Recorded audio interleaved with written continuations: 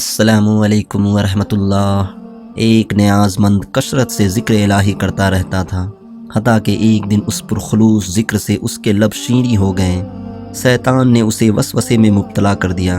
بے فائدہ ذکر کی کثرت کر رہا ہے، تو اللہ اللہ کرتا رہتا ہے، جبکہ اللہ کی طرف سے لبیک کی آواز ایک بار بھی نہیں آئی اور نہ ہی اللہ کی طرف سے کوئی جواب ملتا ہے۔ پھر یک طرفہ محبت کی پینگ بڑھانے سے کیا فائدہ؟ یہ اس بات کی دلیل ہے کہ تیرا ذکر الہی اللہ کے ہاں قبول نہیں۔ شیطان کی ان پرفریب باتوں سے صوفی نے ذکر کرنا چھوڑ دیا۔ شکستہ دل اور افسردہ ہو کر سو گیا۔ آنکھ سو گئی اور قسمت جاگ گئی۔ عالم خواب میں دیکھا کہ حضرت خضر علیہ السلام تشریف لائے اور انہوں نے دریافت کیا کہ ذکر الہی سے غفلت کیوں کی؟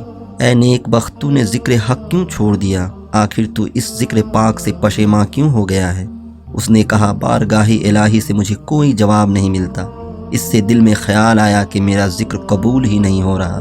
حضرت خضر علیہ السلام نے فرمایا، تمہارے لیے اللہ عز و جل نے پیغام بھیجا ہے کہ تمہارا اللہ تعالیٰ کے ذکر میں مشغول ہونا، اور دوسرا تمہارا پہلی دفعہ اللہ کہنا قبول ہوتا ہے، تب دوسری بار تجھے اللہ کہنے کی توفیق ملتی ہے، اور تمہارے دل میں یہ جو سوز و گداز ہے، میری چاہت، محبت اور تڑپ ہے، یہی تمہارے ذکر کی قبولیت کی نشانی ہے۔ اے بندے، میری محبت میں تیری یہ تدبیریں اور محنتیں سب ہماری طرف سے حزب و کشش کا ہی عکس ہیں۔ اے بندے، تیرا خوف اور میری ذات سے تیرا عشق میرا ہی انعام ہے، اور میری ہی مہربانی و محبت کی کشش ہے کہ تیری ہر بار یا اللہ کی پکار میں میرا لبیک شامل ہوتا ہے۔ تمہارے ذکر کی قبولیت کی نشانی یہی ہے کہ تمہیں ذکر حق میں مشغول کر دیا ہے۔ ایک جاہل اور غافل ذکر حق اور دعا مانگنے کی توفیق سے محروم رہتا ہے۔ اللہ عز و جل کے ذکر کا اجر خود اس ذکر میں ہی پوشیدہ ہوتا ہے۔ اللہ تعالیٰ اپنے ذکر کی اور یاد کی توفیق اسی کو عطا کرتے ہیں جس سے خوش ہوتے ہیں، اور یہی اس کی قبولیت کی دلیل ہے۔